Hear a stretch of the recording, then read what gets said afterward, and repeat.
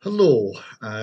Necessarily So is a series that looks at beliefs that are common but wrong, and areas where the ideas that are somewhat contrarian are ones that people need to understand and need to appreciate so that they can see where they're being deceived. In all of the areas of life where these problems are true, finance and money and banking is one of the foremost, affects everybody. And that's why I'm so happy to be joined by Alasdair Macleod of Gold Money. And he has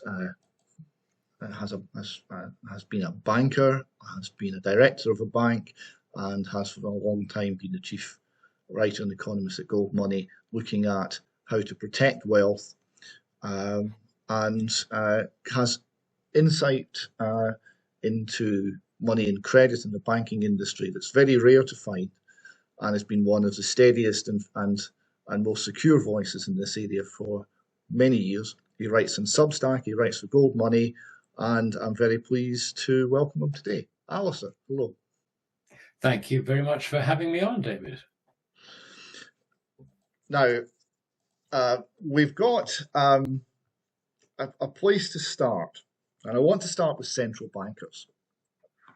I picked up a metaphor from Scottish former hedge fund manager Hugh Hendry, and he was suggesting that the central bankers were very like the people in the control room at the Chernobyl nuclear power plant reactor 4 before it went supercritical. And he said this for a number of reasons. Firstly, there's the issue of the very earnest, and they're doing the best, and they think they know what they're doing, and they think they're in control, and they have buttons and levers that they believe are connected to things, but they've really no proper understanding for the chaos that's going on below the surface, and therefore they might be making things better, they might be making things worse. So that's one similarity. But another one more specifically was one of the problems in the reactor was the control rods didn't go all the way down. They didn't do as much as the controllers believed they did. The control rods were, if you like, short, didn't regulate the reaction as everyone believed they would. And we've now got the central bankers controlling interest rates. They believe they can cool off the economy, stop it going supercritical, by their interest rate policy. But because during zero interest rate policy time, everybody refinanced everything they could, putting interest rates up now doesn't cool the economy anything like as much as the central bankers think it does. So their control rods don't go as deep into the reactor. They don't have the control they think. So to start there, what do you make of that metaphor? Is it a good one? And what do you think the position of the central bankers actually is these days? Well, yeah, I mean, I think there's some sense, if you like, there's some logic there, David, which one can't argue against. I mean, the fundamental problem that a central bank has is that it is trying to set something which actually should be set by supply and demand in the market. And they have no idea at all what that supply and demand, would otherwise set the rates at. I mean, they don't have skin on the game. It's not actually their function. And this is the basic failure of the concept of central banking, that the central bank can control the quantity of money, or the quantity of credit rather, and the price of it. You see, this is the other thing. The way the central bank looks at it is that an interest rate is the price of money. Well, it is to a business insofar as a businessman has to incorporate, if you like, the interest cost in his economic calculations. But as far as the depositor is concerned, that's not the case at all.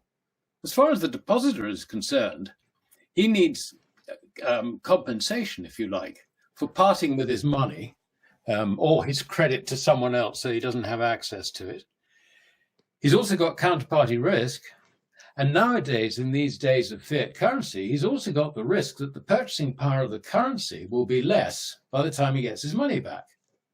Those are the things that actually drive interest rates. It's not, the idea that this is a price of money, and therefore by varying the price of money, we can regulate the demand for it. Not at all. This is where they have got it horribly wrong. And of course, this was all explained by the Austrian economist, particularly von Mises, in his writings.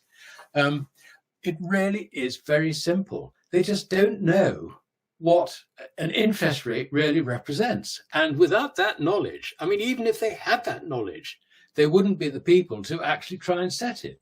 It really should be set in the market between what depositors are prepared to accept under the risk circumstances and what businesses are prepared to pay in order to invest in production.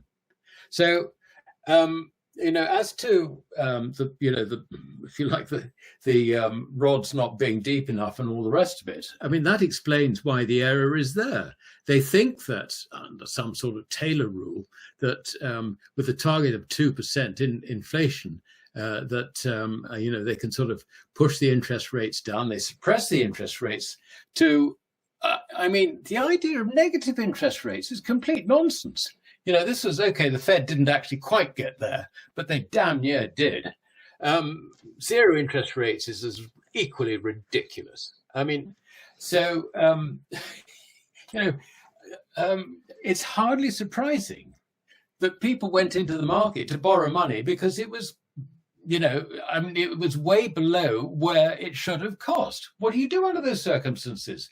We all took out mortgages and all the rest of it. Of course, it drove up asset values and everybody cheers. We love to see asset values rise, but they don't actually realize that, what they're participating in is a bubble created by artificially suppressed interest rates because the central bank hasn't got a clue what the rate should be. So what's happened is that, when the consequences of these interest rate policies came home to roost, and particularly in the sense of the expansion of credit on the back of zero and negative interest rates, then they had to jack up interest rates. Now, if they didn't jack up interest rates, the markets would have done it for them anyway. And I would argue that the markets are doing it now. And there's a very good example of why central banks just haven't got a clue. I mean, almost everybody seems to think that with inflation now falling back towards the 2% level, interest rates can come down. No, they don't. What they don't realize is that the price of, if you like, looking at it from the price point of view, commercial banks have got themselves so over leveraged on their balance sheets that what they're now very frightened of is lending money to anybody. So if you want to borrow money, and in these days of strapped cash flows, lots and lots of businesses are turning around to the banks and saying, look, we want overdraft facilities. And the banks are saying no. If they say yes, they say, but it's going to cost you and you're not going to get as much as you asked for. So actually, it is the restriction of bank credit which is now driving interest rates. Nothing to do with the central banks. They no longer have, they had the illusion of control before. They don't even have the illusion of control now. And this is a point which nobody seems to understand. In this Keynesian world, they think that the central banks have got control over interest rates. No, they never had control over interest rates. They could mess things up, which they did big time. But now we're in a situation where they can't actually reduce interest. Okay, they can push the interest, the headline rate down.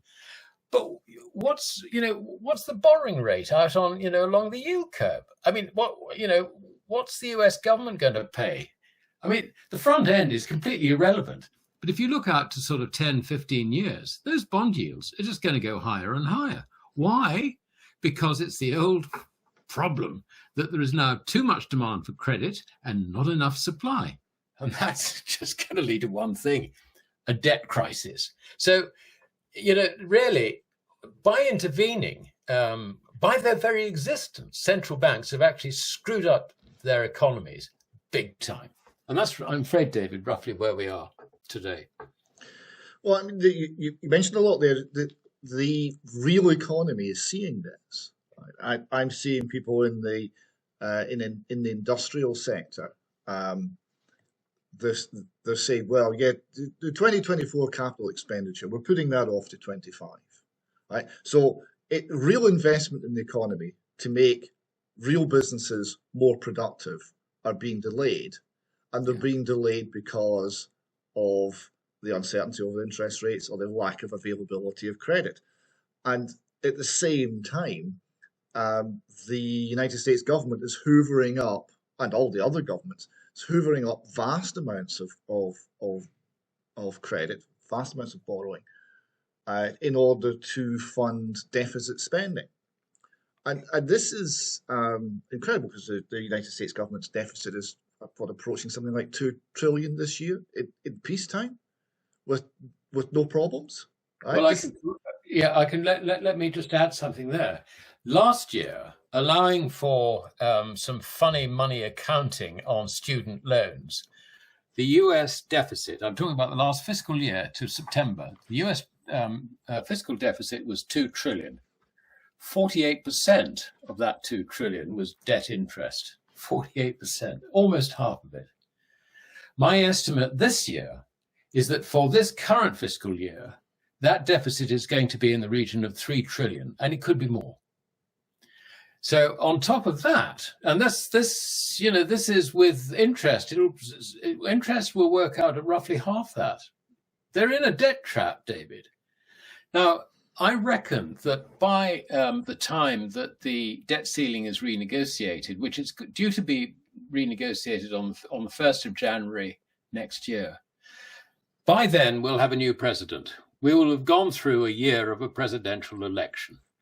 The new president actually won't have quite taken office. I think it's due to take office in sort of something like January the 10th, if we remember the shenanigans that happened with Trump before. But anyway, it's something like that, 6th or 10th or something of January.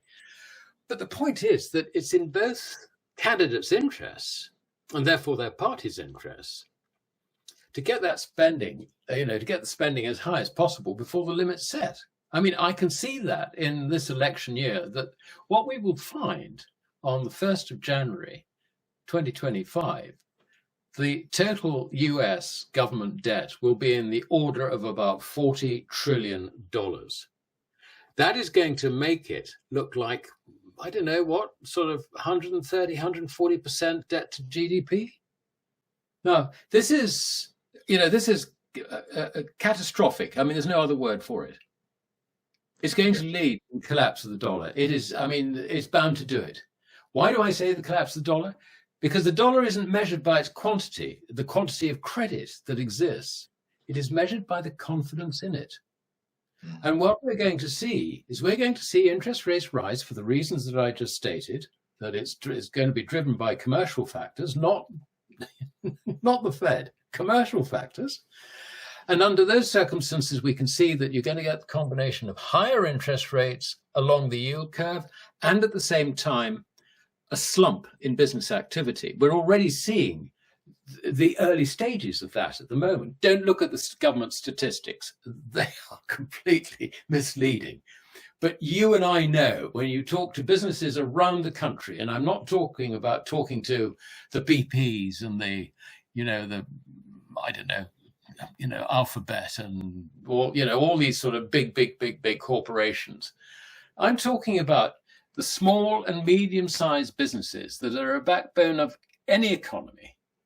They are all struggling. They have got cash flow difficulties. They need credit in order to keep afloat, and that credit is not being available. So we have, by definition, the beginnings of a slump in business activity. That's going to happen. And what's that going to do? The budget deficit is going to drive it even higher.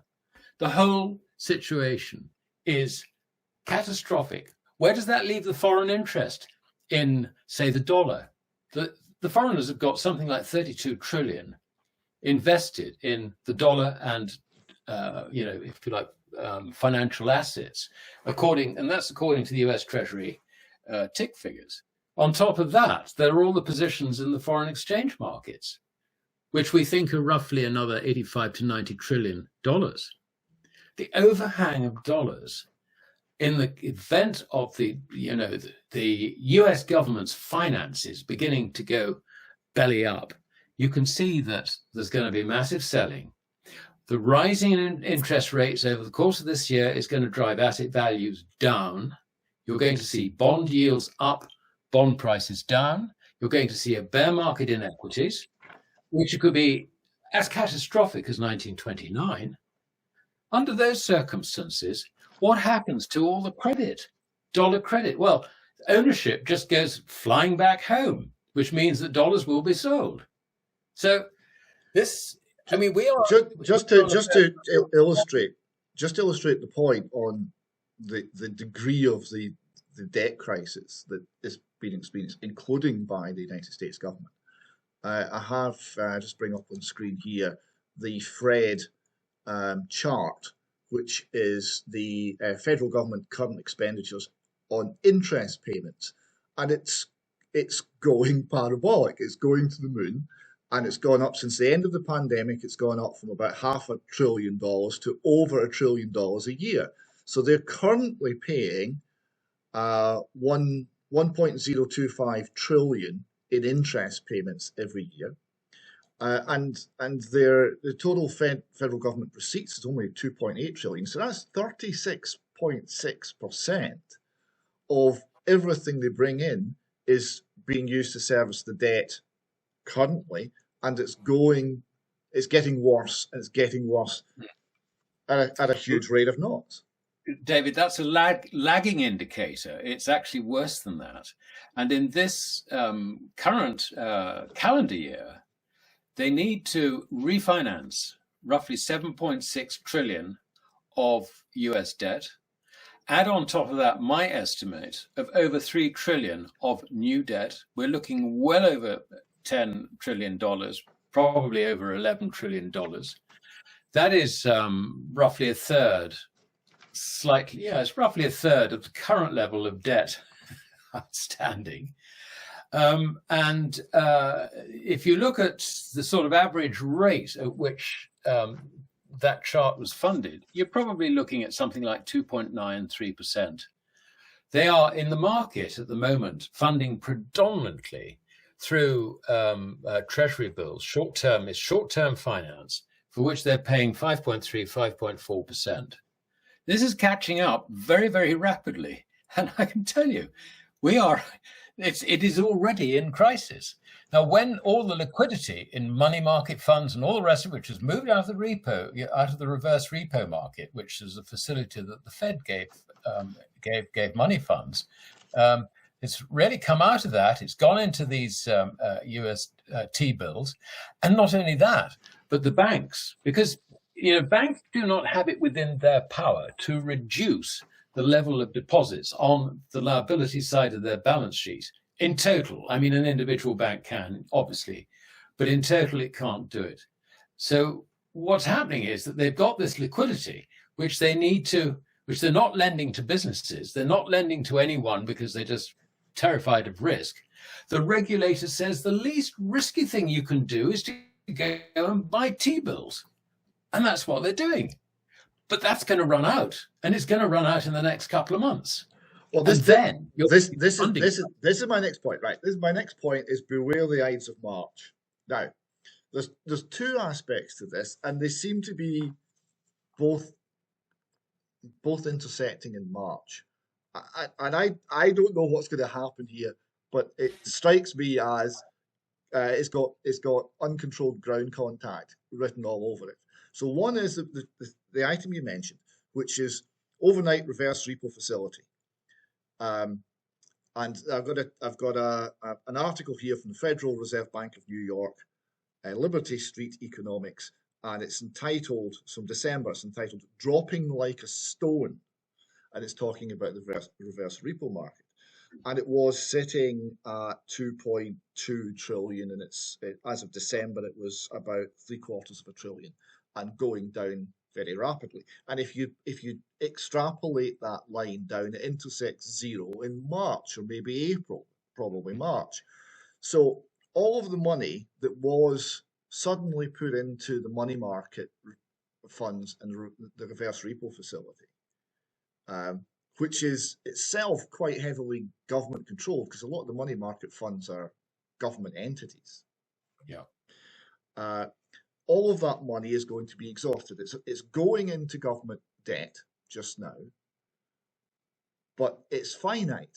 Now, one of the questions I've got is when that money runs out in March or so, where does the money come to buy the huge amounts of T-bills and other government paper that the governments are pushing on people in order to finance their activities? And my reaction to that is, well, surely that means the price will be driven up. More on that in a moment. The other aspect of why to beware of the Ides of March is at the same time the bank term funding program, BTFP, which was a bailout for the banks when Silicon Valley Bank failed and Signature Bank failed. They were failing because as interest rates went up on all the American government debt, the banks that held this debt, the value of that debt was going down. So they had a lot of impaired assets on their books. If they ever had to sell it and realize the loss, they would be insolvent. And people knew this, and there was runs in the banks. So the solution was that the Fed would allow them to borrow on these assets that might only be worth 70 cents in a dollar, as though they were perfect and they were still worth a full dollar. And they would basically fund the banks, bail out the banks in this way. Now, they've announced that ends on the 11th of March. The loans themselves are only 1 year duration, so they have to be unwound, but the assets are still impaired and the banks are still having pressure on their solvency. So again, how does that all come together in March and not generate a huge banking crisis, a huge debt crisis, a huge presumably deflationary collapse or the threat of one? So what do you see March, April as being particularly hazardous? Well, I see what you mean about the Ides of March now. I mean, it's interesting that the Fed has chosen to end that program, that bank lending program. I mean, you could look at this two ways. You could either look at it on the basis that they think that that there are no other banks which really have this problem now, which whether it's right or wrong, I don't know. Because let's face it, banks should not, under normal circumstances, you would never see a bank accumulate debt with a maturity of more than 5 years on its balance sheet. Never, ever. I mean, to go more than 1 year is unusual, let's put it that way, because bank balance sheets are short-term animals. You do not tie up your liquidity in things which are priced on a longer term. That's a no-no. It really is. Yet, everybody believed the Fed that they could control interest rates down, suppress it at zero forever, And so you had these idiots in Silicon Bank and others who fell for this. And of course, it's not just, as you point out, the fall in the capital value of the asset, but also the financing cost, because they financed these originally, off, the money market rates or whatever, which were costing them, say, 0.75% to fund a bond which was yielding 1.5%. What a wonderful deal. But then suddenly, when you find that the rates are up at 5%, oh dear, we've not only got a capital loss, but also we've got a loss on the P&L account. So it was a huge mistake to make. It really was. Now, the other thing that this probably tells us is that the Fed is confident that interest rates will fall in the coming months. Now, they've been trying not to encourage the market to anticipate this too much. They've sort of put a small brake on it, but they don't deny the trend. Yet I ask the question, how is it when the banks are restricting the growth of credit, so much so that they would rather it contracted a lot more than it does at the moment? How can they reduce interest rates when in the real world, the cost of borrowing is rising and rising and rising? You know, this is, I think, the Fed deluding itself about its own power and control over the situation. And of course, if you're a Keynesian, you know, you think that this is something that can be managed. It's wrong. It can't be. You know, this is, you know, as Macmillan said when he was asked about some crisis, you know, by a journalist, he said, "Oh, events, dear boy, events, dear boy." You know, and that I think is what they're going to find out. This is not going to be good news as far as the central banks are concerned. So let me throw something else at you in terms of central banks. If you look at the Fed, it sounds like a stand-up line because they have a dual mandate, and one part of that is to protect the purchasing power of the currency unit. Right now, we know that since the Fed existed, they've killed 97% of the purchasing power of the currency unit. So it seems an odd priority, but they say with a straight face. Sorry, over 99. Is it over 99? Okay. Because we went from gold at 20.67 to the ounce to over $2,000 per ounce. 99. So I'm underestimating how bad they are. 99% of they've killed 99% of the value of the dollar, and they still say with a straight face, "We are here to protect the purchasing power of the dollar." And the other part of the dual mandate is to protect employment. Apparently, now, I'm going to suggest to you that neither of these things are true, right? And that they are only an excuse to justify their action. And that the thing that the Federal Reserve is now doing, and it has a single mandate, and it's the only thing they're doing, is every time the debt market becomes so unregulated and so disjointed as to threaten the credit worthiness of the United States government, the Fed will immediately, and I do mean immediately, sometimes within 24 hours, intervene massively to reduce borrowing costs, however short-term this may be, in order to bail out their masters in the Treasury. Mm. And ultimately, whatever happens to the real economy, they actually don't care very much. But when the ability of the United States government to borrow money becomes critically threatened, the Fed swoop into action. And that seems to be actually their only purpose. Do you think I'm wrong in that, or is there some truth in that? I think there's a lot of truth in it, because this idea that the central banks are independent of the Treasury departments is a load of rubbish. I mean, we see that in this country, incidentally. Who appoints the governor of the Bank of England? Well, it's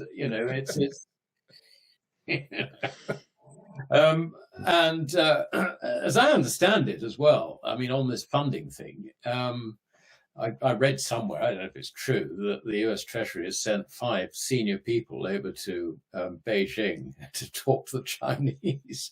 One can only guess that they're saying, please don't sell any more stock because we would rather you bought some. That would be an interesting conversation, I think, to be a fly in the wall of. I mean, assuming that the story that they've gone over is true, but I would think actually that it is very, very likely. I mean, Janet Yellen went over last year, and poor lady. I mean, his sort of Bronx lady out of New York was completely out of her depth. But anyway, they're going to have a problem funding this, and I am sure you're right insofar as the senior people at the Fed probably have their number one priority not controlling inflation. I mean, that's for the headlines. Not controlling unemployment. They've got no control over that anyway. That's for the headlines. The way that's controlled, incidentally, is by manipulating statistics. So we don't worry about that. But I think their real worry is how this out of control deficit is going to be financed in 2024. I mean, just imagine, the foreigners have stopped buying US treasuries. I think that the position of China and Japan is that they have started selling down their US treasuries, and they're by far the two largest holders. So that's very important. The net buyers tend to be, if you like, the sort of friends, and also offshore centers. I mean, if you look at Cayman Islands, US insurance businesses, look at Luxembourg, euro-dollar market, if you like, euro bonds and all the rest of it, and US treasuries. So what we're looking at, I think, is this business has moved on offshore. Very often, US interests offshore, such as the captive insurance industry, which is run through the Cayman Islands. That is predominantly American insurance companies' offshore interests. So they've got a problem with this. And, the foreigners, if you like, being the marginal funders of US treasuries. And we're looking at, they own what? They own about, I don't know, something like a quarter, if you like, of all US treasuries. They are very much the marginal prices of US treasury debt. And I can see we're rapidly getting into a situation where auctions will fail. Now, the US Treasury and also the Fed will lean on the system. They will lean on the big banks, and their dealers in order to try and get this stuff through. But they can only do that to a certain extent. And I think that what we're likely to see is rise in bond yields, which could really bring on the catastrophe. I mean, I was a broker in the 70s, and I remember the UK government having to issue medium-dated gilts. And these were medium-dated gilts. In other words, they were less than 15 years maturity, with coupons in excess of 15%, the highest being 15.5%. Now, what would that do to US government finances? Well, it would kill its own debt, because when they refinance the entire debt stock at something like 8%, then the interest rate payment is everything they bring in through taxation revenues, all of it. It all goes. Yeah, easily. Let's take a little world tour if we can. We mentioned a few countries there, but they've all got their own problems. And just want to kind of flesh out the nature of the problem. We've talked a lot about the Fed and the lack of ability of the government to manage its finances, and the lack of the ability of the central bank to steer the economy in the way they claim to do. As we go around the world, we've got major players who are in major difficulty. The Japanese level of debt is eye-watering, and they're still trying to keep interest rates screwed to the floor at less than 1%, I think, last time I checked. And the level of indebtedness is more than twice that of the United States. So they've got a huge amount of debt, and an aging population and a falling population, and it all looks very unsustainable. And then you go to China, and China was advertised as being somehow the new America, or the big challenge to America, or the dynamic part of the world economy, which would do what America used to do, which was drag everything else out of recession. And this hasn't happened. And all of the all of the malinvestment that they've been doing as their centrally managed economy has been charging forward from a very low starting point. Mao's Cultural Revolution destroyed China, and they were coming from a level of near absolute poverty, with a population that are very industrious and want to get on if there's not somebody stopping them. There was a lot of progress, but the intervention from the central government meant, amongst other things, building personal wealth was very difficult apart from the real estate market. So there was a huge bubble in the real estate market, which is massively overinflated now, and the value of that real estate is plummeting. Plus, there's a lot of malinvestment in infrastructure spending, and we're now seeing major players in real estate in China being bankrupt, and it now, people have prepaid for their homes, and absent some sort of state bailout, they're probably not going to get the houses that they've already paid for. So this is going to be extremely difficult for China. And then we've got the strange case of Europe. I wonder if you just give us a quick world tour, how you see the other parts of the globe as standing just at the moment.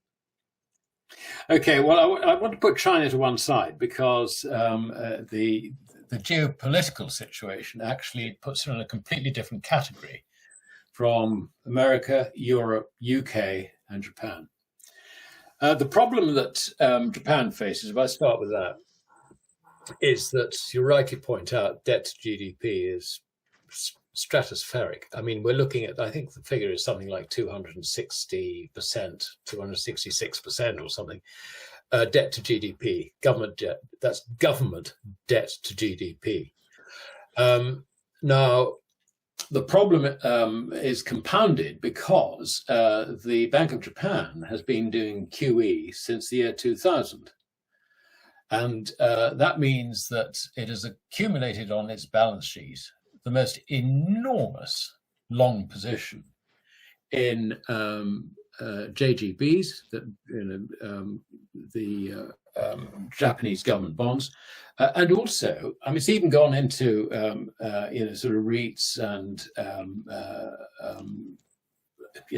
ETFs representing equities and everything else. But the vast majority of it is actually term bonds. And we're talking about the largest holding is in 10-year JGBs, but they've also got substantial holdings in 30-year JGBs. And we're talking about a central bank whose equity capital is in the region, if I remember correctly on the balance sheet, I think it's 100 billion yen. So no, they're rough. I mean, there's what 148 yen to the dollar. So the numbers are astronomical. But the problem is that the losses that they've actually got as a result of QE with the 10-year JGB, which currently yields about 0.71%, but was yielding zero when the Bank of Japan was buying it hand over fist, is that the losses that the Bank of Japan has as its balance sheet wipes out its capital something like 4,000 times over. I kid you not. I mean, it is absolutely ridiculous. And we're all sitting here saying, oh, yeah, central banks don't have a problem. They can always print money, Really? Now, I know how to refinance the Bank of Japan. But, that is not difficult. I won't go into it, but it's very easy to do. But the problem is it's quite embarrassing having to do that if you need to do that in order to rescue one or more of the commercial banks. And bear in mind that the commercial banks, the only way that they have managed to maintain a bottom line for the shareholders is to leverage up their balance sheets, because at zero and negative interest rates, the margins just go they compress. So how do you keep your profits up? Well, you just add your gearing. The result is that all the major banks in Japan are sort of asset to equity ratios of 20 times. This is unheard of. It really is. I mean, even in Japan, it's unheard of. So you can see that rising interest rates is actually very, very bad news. And this is why the Bank of Japan has sat on interest rates as hard as it can. It does have one benefit, and that is that the level of inflation measured by the Consumer Price Index in Japan is habitually lower than it is in, say, in America or in Britain. The reason for that is quite simple, and that is that there is a savings habit. So when credit is expanded, what happens is that people don't rush out and spend it. They save it. In other words, it goes and it refinances, or it is effectively a stable source of capital through the banking system, which means that Japanese companies can evolve their products, improve their products, and all the rest, which keeps a combination of relatively low consumer demand plus the fruits of capital investment means that the economy actually doesn't reflect the risks that this policy actually brings to bear on the whole situation. The same is also true in China, but I'm putting that to one side. Europe is a real problem because the ECB and all the national central banks, well, except maybe for some of the very small ones, are all in negative equity. Now, it's not as acute as the situation in Japan, but I would guess that the Bundesbank is, sort of got losses of something like €1 trillion on its balance sheet. Now, so we ask ourselves the question, how do you recapitalize the ECB and the national central banking system in order to ensure that the euro can continue to have credibility as a currency? Well, the answer basically is that in order to recapitalize the system, the way a central bank does it is very, very simple. It creates a loan to the shareholder, which usually the shareholder of the central bank is the government. Okay. The other side, so that is an asset, if you like, on the central bank's balance sheet. On the other side, it's got to have a liability. Now, normally what would happen is it would balance that asset with a deposit. But in this case, what it does is it balances that asset with an equity liability to the central bank. In other words, it creates the credit for the government to increase its equity in the central bank. It's a very simple process. Okay, so that's easy to understand. Now, consider the situation for the ECB. Usually what happens with these things, by the way, is you do need some sort of parliamentary approval process. Now, it varies obviously from jurisdiction to jurisdiction. But this is going to put this whole process into a very, very difficult and embarrassing position, because the Bundesbank, for example, is going to have to persuade the politicians in Berlin that it needs to recapitalize itself and also to provide extra funds for its capital key in the ECB. Now, I can just imagine this conversation on the floor of the German parliament. Stupid politicians get involved at this stage. And they ask the innocent child question. They say, well, hold on a minute.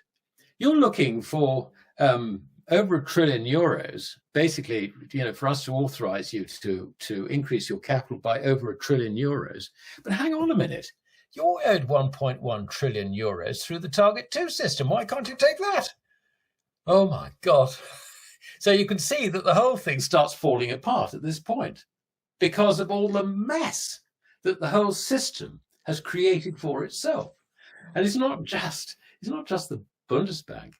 It's the Bank of France, it's the Spanish bank, the Italians, the Greeks even.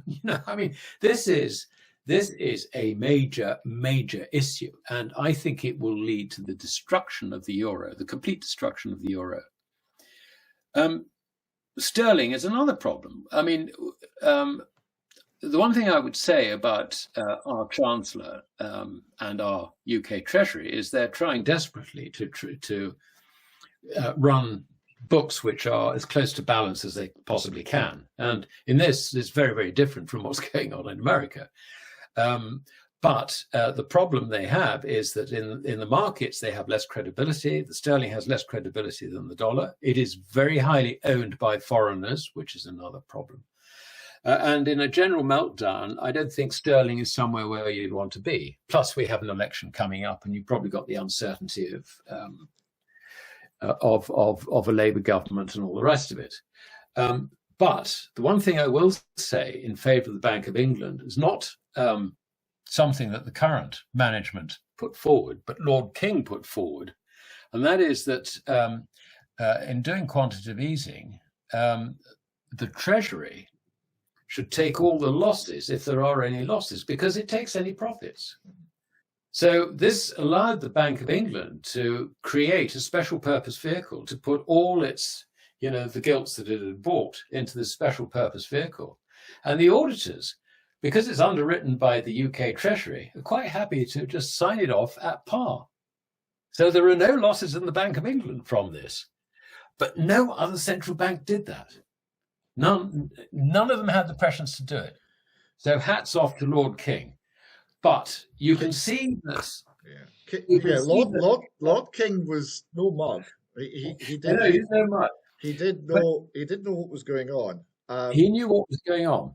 But also, I mean, when you look at government finances, it's against this background of a banking system which is effectively bust, that governments are running debt to GDPs of, over 100%. And not only that, but, the major ones like, America and, fellow travelers in NATO are now talking about embarking on what could turn out to be World War III. What's this going to do to the currencies? Okay, they all sink. But what does that mean? If they all sink, then the one thing that goes up or appears to go up is real money, not credit, real money, and that's gold. That is the key to the whole thing. But of course, the Fed doesn't accept that gold is money. They think that the dollar is money, but it's not. It's credit because there's a counterparty risk. Only gold with no counterparty risk is internationally accepted money, and it's legally accepted as well. It's legally stated in every nation's laws. This is why we have sovereign still. This is why the value, if you like, of the gold holdings, which may or may not exist, is reflected at a price of $42.22 to the ounce. It's a legal situation, this. It's not just, oh, I'm a gold bug, and all. No, by law, real money is gold. Now, all the fiat currencies sink because they're all in the same problem. Then what happens? You will find that their value reflected in gold will go down and down and down. But no central bank accepts that gold is money. They think their currencies are money. And so they won't accept this signal as being something which is telling them, we got a problem, Houston. We got, our purchasing power is going down. They don't recognize it. So they will recognize this too late. And it is, on the one hand, it's the fascination of a situation which I imagine 200 years ago gave the fascination to the crowds of watching, let us say, Madame Guillotine do her work, or the public hanging, drawing and quartering of, people who fell foul of the political system. So, this is actually extremely serious, David, very, very serious. And we are, I think, beyond the point where we can get out of this. I mean, particularly when you see that we are far more inclined to, if you like, respond to the sort of, wokeness. This is, our morality is now, we've got to be woke. far more than we got a problem on our finances, we have got to get this under control. No, we can't get it under control, and we're not going to get it under control. And not only that, but we're going to continue to become even more morally corrupted, as well as fiscally corrupted. Well, this is a very good, no, this is a very good point. Sheikh Imran Hussein, I interviewed some time ago, an Islamic scholar. He talked about money with integrity, by which he meant gold and silver. I thought that was a lovely phrase, because it does get to the issue of the constant expansion of credit, the constant reliance on corrupt institutions and bankrupt institutions, and going along based on confidence and pretending, and then using that to drive huge expansions of the state, which crowds out the real economy and impoverishes the nation, and on it goes and on it goes until it hits a wall. And this is the point that I want to finish on. I saw there's a phrase that's cropped up. Emil Kalinowski of Eurodollar University mentioned this, but it's also caught on TikTok. It's the phrase is the silent depression, and the silent depression refers to everything between 2007 and now. So in other words, when the last financial crisis hit and then nothing was fixed, what's gone on, right, which is claimed not to be a depression, is really, in terms of most people's personal balance sheet and most people's experience of having to keep a roof over their heads and keep their homes warm and their children fed, things have been getting harder and harder all the way since 2007. And I think there's something in that. The background is that the high finance has long been a bug looking for a windshield. The Fed is in a hopeless position. The American government's in a hopeless position. The Europeans are in a hopeless position. And it all has the flavour of something that cannot continue. So we're looking at perhaps March being a crisis point. We're looking at the whole of 2024 looking like it's going to be increasing the amount of pressure on the system. And we've got, if I'm correct about the actual motivation of the Fed, ultimately they will act when the ability of the national government to finance the debt comes under pressure. And when that happens, the banks will obediently do whatever is necessary, and whatever is necessary ultimately means trashing the currency, because the debt is such that it cannot be repaid unless it's devalued. So ultimately that's the way we'll go. It will be salvation through inflation, and it's just a question of when.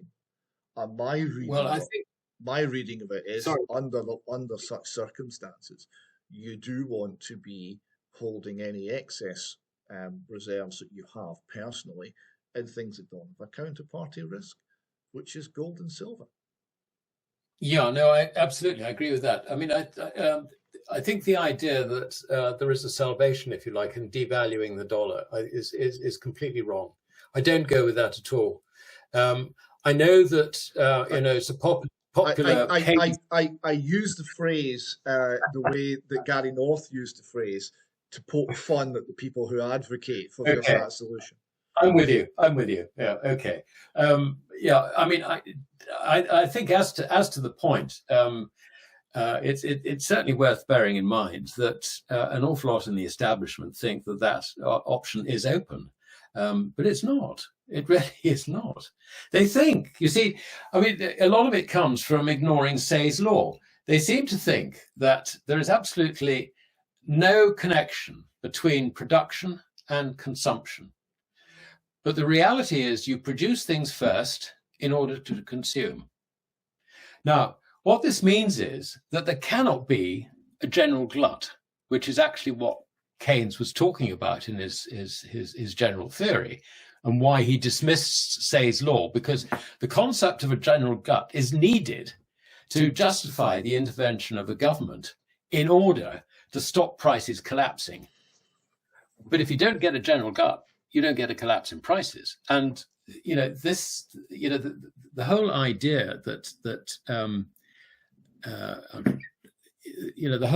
I've rather lost the thread now. Actually, where were we in this? Well, I think we're at a point where we want to pull things together as a sort of closing takeaway, because the purpose of these interviews is to identify things that are generally believed but are just not so. Yeah. All right. So I'd like to just finish on identifying what those are. So the general belief is that the central banks are able to exert control over the whole economy and have the wisdom necessary to steer the economy through difficult times. The general belief is that state intervention counters recession. Therefore, when things get bad, we will look to the government to solve things. The general belief is that you can run these huge amounts of debt and somehow the bill will never become due. And I maintain that these things are not so, and that the only possible outcome is a financial crisis of a level that exceeds 1929 to 1947, that exceeds 2007, that exceeds anything that anyone alive will have ever seen. And at that point, we will see panic, and we will see the states and the central banks doing things that are currently unimaginable. And this will involve probably a great deal of theft, both overt and covert, from anything that has real value or real assets within the economy. So I'm thinking in terms of people with pension funds should be cautious. I'm thinking in terms of there will be inflation, which is a hidden tax. There will be real tax. There will be all sorts of pressures on people financially, and all sorts of Barabbas-like characters in the political regime, in the political world, will come forward with the solutions. I think it will be a time of chaos and difficulty, and that to navigate through it, an understanding of real economics, an understanding of what it actually means to run a business, to trade with people in a manner that everyone benefits, the value of savings, the value of prudence and sensible decision making in financial matters. These things will become ever more important, and we shouldn't be fooled by the political solutions. We shouldn't be fooled by the central bank solutions. So these are my takeaways from what we're facing. If you wouldn't mind, Alice, if you could summarise how you see the next year, 18 months, 2 years, what you see before us, and what you see the big risks, and what you think the correct approach is for the ordinary man and woman who's going to have to survive what could be very turbulent times. Okay. What I see, I mean, it really all hinges on confidence in fiat currencies, because more than the quantity of credit in circulation in the fiat currency, what really matters is the confidence in its purchasing power. And that confidence tends to get eroded first by foreign interests before the domestic users of a currency realize that the purchasing power of that currency is actually not going down, but is going to go down towards worthlessness. So that, I think, is the key thing to understand. So what can upset it? Well, there are two things really which can upset it. The first, in terms of undermining confidence, is the economic situation which we have been discussing: the debt trap, the bear market that is inevitable as interest rates and bond yields rise over the course of this year. So that's one aspect of it. I think another aspect of it is that we are facing changes in the world in a geopolitical sense.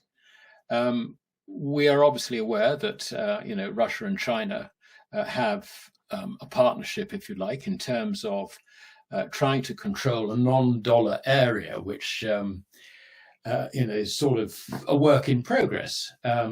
This year, Russia takes over the chairmanship of BRICS, and there are over 200 events in Russia for prospective and current members of BRICS. So this is like, Russia is going to be educating them as to, what's going to be on the agenda in October, which is meant to be the next major BRICS meeting. And I have no doubt that the way Russia is going with this is to replace the dollar as a trade settlement medium with something else. And we can be pretty sure that that something else will be credit created on the back of gold, which will secure its value by being exchangeable for gold.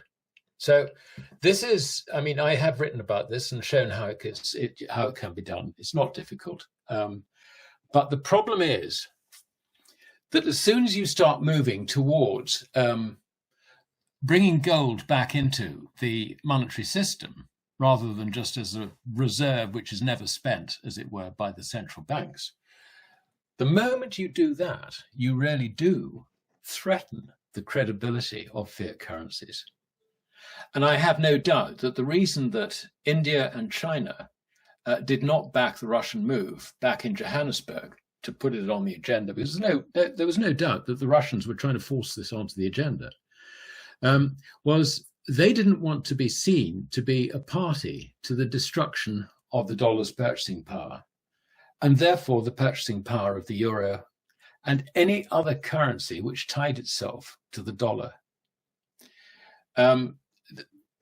The reason India didn't want to do it was quite simple. India has enormous ties with the West still, even though it is now a member of the Shanghai Cooperation Organization and a member of the of BRICS. And she is also very Keynesian in her economic approach. When a governor of the Reserve Bank is appointed, it's always in consultation with the Bank of England, for example. So you can see that the ties with the West are, they're in a sort of pragmatic position. China's position, I think, is twofold. The first is that China's approach is very much an evolutionary approach. They take a long-term view. They've been around for, 3,000 years, whatever. Confucius was around 50 years before Socrates and, all our Western guys, philosophers. So they don't feel in a hurry to do anything. And their approach very much is let the others, this is Sun Tzu stuff, if you like, let your opponents make the mistakes and you benefit from it. So in other words, they would rather see America destroy the dollar rather than be a party to it. And for the sake, if you like, of maintaining her position without being attacked unduly by the West, then she's not going to do anything to disrupt the dollar. But this is likely to change this year. And I think it's not just this BRICS thing, but there will come a point where Russia and China take the view that they must put their currencies on some sort of gold standard in order to protect themselves from a collapse in the purchasing power of the dollar. So, and I think this could happen quite quickly. I mean, I have friends who sort of share my view, but they seem to think that this is something that could take the next 5 to 10 years to evolve. I don't think so. Always the risk with these things is that once confidence goes, and this is the key to understanding it, once confidence in the currency goes, then it can slide very, very quickly. Alasdair, I want to thank you very much. It's been fascinating listening to you. Until next time, I want to thank you for joining me here today and for all the information you've imparted. Well, that's very much my pleasure. It's nice to be interviewed by someone who is an Austrian, or an economist, if you like, with an Austrian bent. Let's put it that way. So we're on the same hymn sheet, as it were.